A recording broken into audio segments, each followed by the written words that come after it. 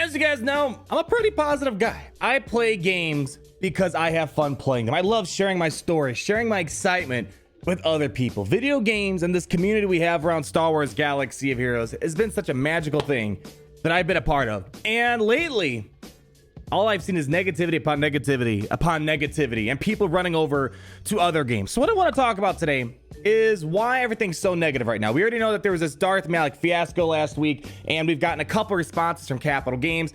Not the best response in the world, as I'm going to break down for you guys today. And also, you probably have undoubtedly seen many players, fellow Galaxy of Heroes players, and content creators running over to this game called Dragon Champions. I'm going to give you my unfiltered thoughts on this game because honestly, this is Galaxy of Heroes reskinned for those who like World of Warcraft as well as Magic the Gathering type of games. I'll give you my thoughts on how I feel about the game. But if you want to go check out the game, give me your thoughts. There's a link down below in the video description as well as the comments. You can click on it. It does support the channel, of course, and it'll help me gauge whether or not this is the game that I really want to cover because I'll be honest, it's not as good as Galaxy of Heroes. It's its own different thing. And the beauty about games, there are so many games that they're not every single game is meant for every single player. Some people like Star Wars Galaxy Heroes, some people like Marvel Strike Force, some people like Dragon Champions more than the other. It is all subjective. We'll hold our thoughts and get to this in a little bit, but check out the game if you want to. In the meantime, it is fun, but it's not going to be for everyone, I think, as I'll explain later. But let's talk about first the Star Wars Galaxy of Heroes situation. Undoubtedly at this point, you probably heard the situation where last week when the Starforge Showdown reappeared, for some reason, quality assurance went down the gutter. No one bothered to check. But the Darth Malak event was giving out extra shards, even though people already completed the event, undercutting guild event token currency, those that spent many months trying to get Darth Malak to 7 stars. And the response, we talked about this already. There was not an easy path for Capital Games to go through. There was a path where they could have come out to be the good guys. Did they do it? No.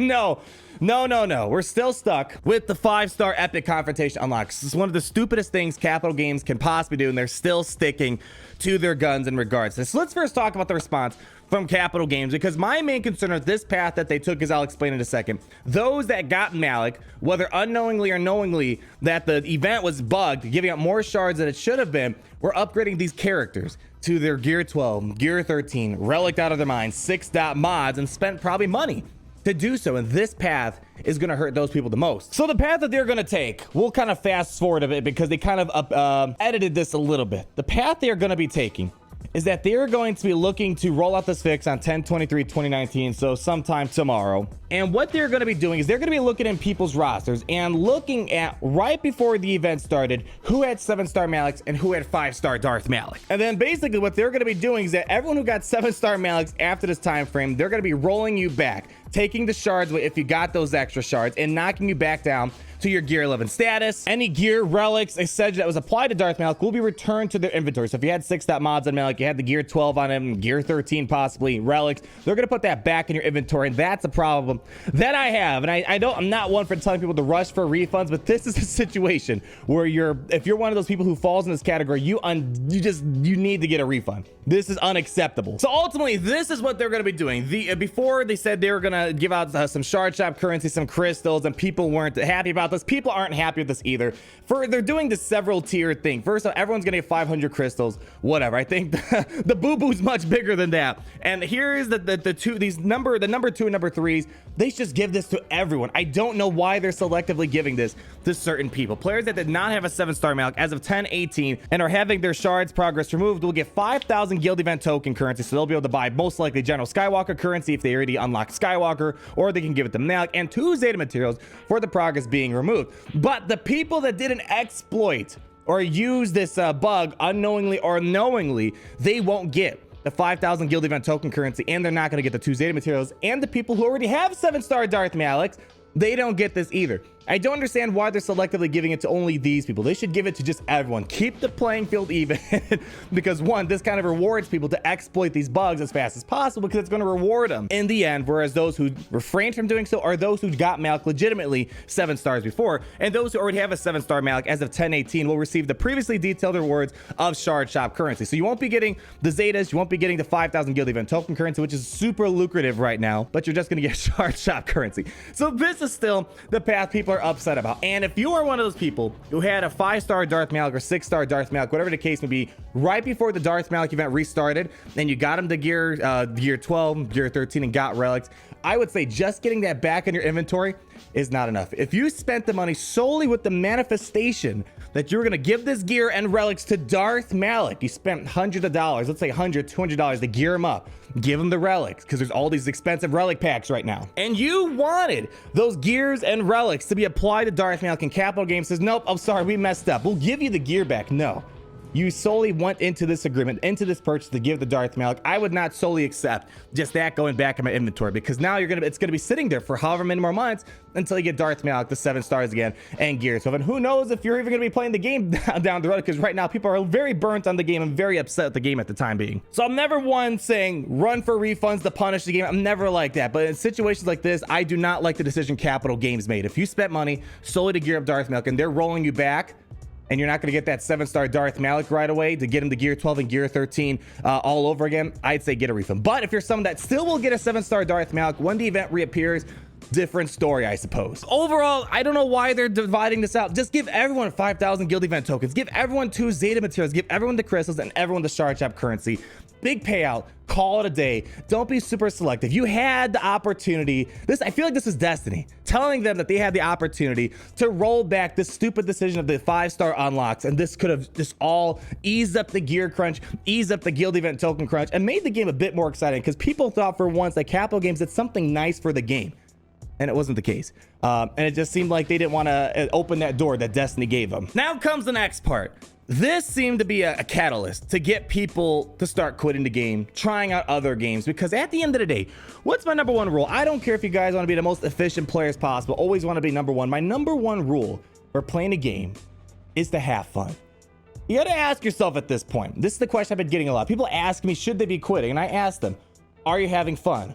Why are you playing the game? And really what it comes down to, in my opinion, is the game is good, the studio is good, and the community is good. And really, when I ask people, why are you still playing the game? It comes down to the sunken cost fallacy. Well, I already spent all these years playing the game. Oh, because I love Star Wars. Well, I gotta say, I've interacted with many studios out there. Many game studios, in EA, outside of EA. And right now, I gotta say, Capital Games is not really in that top list of good studios that can handle a game. If this game was Battlefront 2 level, it would be all over the news. People would be freaking out right now. But of course, because we're kind of a small microcosm of the gaming community, it's probably not going to come to light, and it's going to go under the radar. At this point, it seems like people are being milked at this point because they love Star Wars so much. Because I can guarantee you, if this was not a Star Wars game, the studio probably would have to be a lot nicer to the community. But they know, because this is a Star Wars franchise, a super lucrative intellectual property that they can use to their advantage, the chances of everyone quitting, it's going to be very minimal. They can make big mistakes like what they did lately, and people are still going to keep playing. What am I going to do personally? Let's first, before we answer that question, I mean, I guess long story short, I am still going to play Galaxy of Heroes. Galaxy of Heroes, it kind of goes a long way for me. So for people worrying if I'm going to quit, I'm not. I still like the game. I don't like where the studio's doing to the game. I could tell that they don't care about the community. They don't care about content creators. I tried reaching out, trying to give them advice and feedback on how to fix the Malak situation. They don't care. They don't care. They don't want to hear. None of us have heard from them in ages. So I'm going to keep still playing this game. I just love Star Wars a lot. I love my community a lot. And I know a lot of you guys still play Star Wars Galaxy of Heroes. And it's funny. It's a mobile game. Realistically, when we show some of the game, it doesn't look that exciting. But when I make my videos, I try to make it exciting. I try to tell my story from my perspective from this game. Every single Legendary event, we make it so exciting, more exciting than the actual effort the studio puts into their game. I still have a very special connection with this game, in my opinion. And that's why I'm mostly a positive person, because I see things in a bright way, and I do find fun in this game. But I'm not gonna lie, it's been hard finding the fun compared to many years in the past. The soul of the game and Capital Games seems to have been missing for quite a while now. So this leads us to our conversation, which you probably have seen at this point: Dragon Champions. I'm not going to give a hard push in this. As I said, there's a link down below. I do get credit. It's going to help me gauge how many people actually like this game. Long story short, this game is very free to play friendly. The studio is very small. There's no major IP attached to this game. When you're attached to Star Wars, Lucasfilm, and all that, they get a big cut of money, I'm assuming. Whereas here, there's no big cuts of money really going anywhere except this very tiny studio. It's very like Star Wars Galaxy here. So you're gonna find yourself home. You have your daily challenges. You basically got your Bronzium packs. It's a character collector game and stuff like that. It's the only downside, in my opinion, is that it has mods, which I've heard that it's not as bad as the Galaxy of Heroes mod system. I can't give too much of an opinion on that because I just unlocked mods. But you're seeing all these content creators push this game, and I'm hearing people who aren't even content creators saying they are really enjoying this game. And the other great thing, unlike Capital Games, is that this game even has their own Discord server. Developers are constantly in there interacting with their community, answering questions, providing direct support. So with a small game and not a big overhead, they're able to make things as such the game being much cheaper than Galaxy Heroes, where your dollar goes way farther than Galaxy Heroes would. Or if you want to play free to play, you can get very far free to play.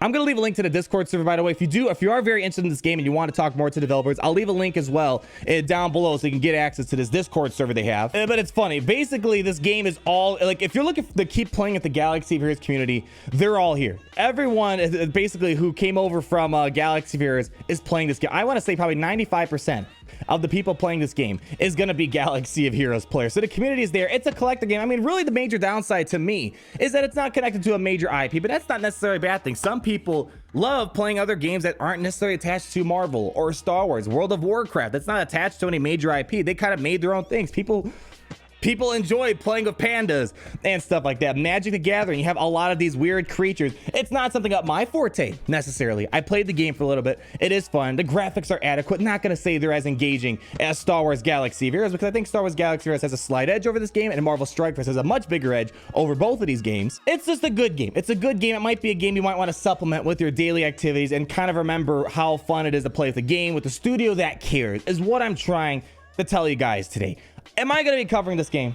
I don't know. I'll be honest with you. I actually do not like mobile games that much. If you follow me on Twitch, I talk very extensively about this. Galaxy of Heroes was a very rare exception. Why? Because it was Star Wars, and it was a very well-made Star Wars game. And at the time, lots of updates, lots of content, and a studio that was very passionate about their game that we don't quite see anymore. And it's kind of nice, for the first time ever, I'm actually quite diversified in my content creation. I have a second channel which became monetized recently. I have this channel going, and recently I've been a Twitch partner, or Twitch affiliate over on Twitch. I've been playing all these other games, interacting with my community to a huge extent, and I'm looking forward to playing games like Modern Warfare and all these other big games coming out. So I don't know if I really want to keep playing in the mobile game industry, and maybe it's just Star Wars Galaxy Heroes is still going to be that one exception for quite a while. So overall, when I brought up those three pillars, in my opinion, is the game fun, is the community good, and is the studio good?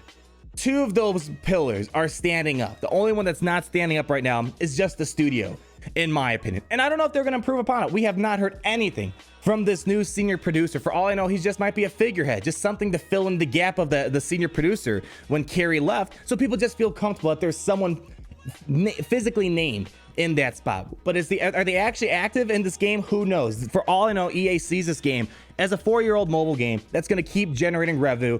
September, they generated so much revenue solely because of relics, no brand new content. And when they see that, why would they shut the game down? This game is not going to die.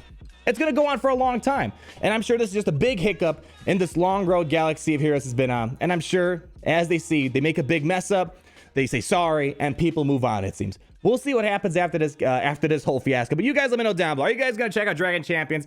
Let me know what your thoughts are. There's a link down below to check it out. It does give credit to the channel, so I can kind of gauge if this game is worth covering on my channel, because it seems like I'm the only one that's not jumping on this boat right now. So guys, thanks so much for watching. Like if you did enjoy it, comment down below your thoughts. Be sure to subscribe so you're not missing a thing.